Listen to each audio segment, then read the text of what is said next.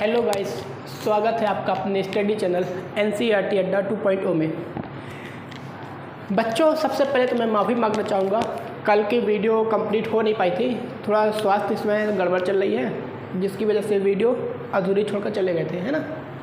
तो हमारा जो टॉपिक था वो ट्रायंगल चल रहा था। ट्रायंगल की हमने प्रॉपर्टीज़ देखी थी।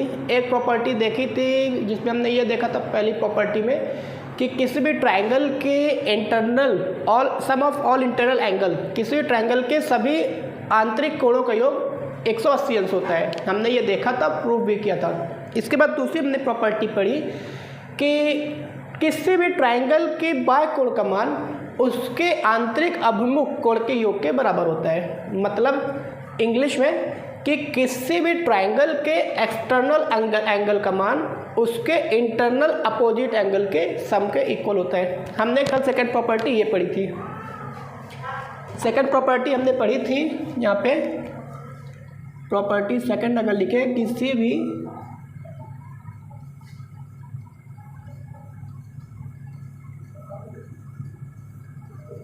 किसी भी ट्रायंगल के एक्सटर्नल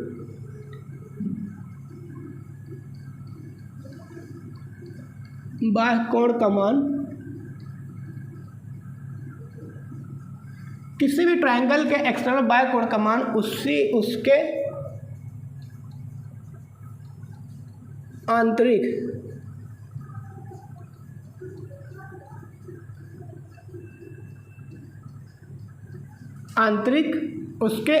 अभिमुख, मतलब इंटरनल अपोजिट एंगल है ना, इंटरनल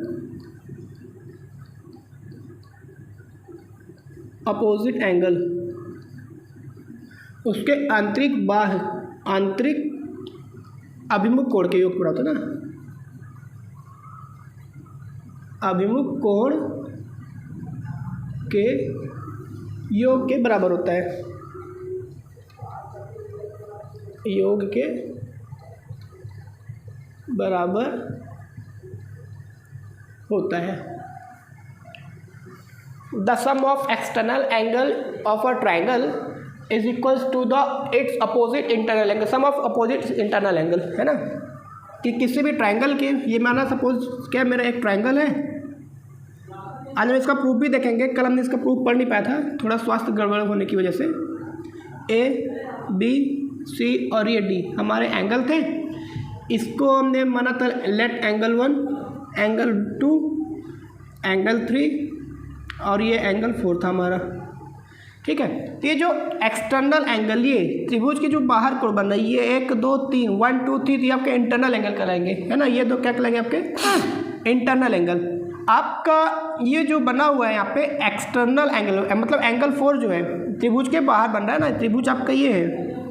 ये जो अंदर आएंगे, ये एरिया के अंदर सारे इंटरनल कहलाएंगे, इधर से सारे क्या कहलाएंगे एक्सटीरियर। तो ये जो कोण एंगल 4 है, एंगल 4 की जो वैल्यू होगी इस ट्रायंगल के आंतरिक अपोजिट एंगल की इक्वल होगी, इंटरनल अपोजिट एंगल की इक्वल होगी। तो ये इसका अपोजिट एंगल ये निकलेगा, तो इसको छोड़कर ये दोनों अपोजिट एंगल कहलाएंगे इसकी। तो यहाँ पे लिख सकते हैं कि पहले तो लिखिए एंगल ACD हमारा क्या है, एक्सटर्नल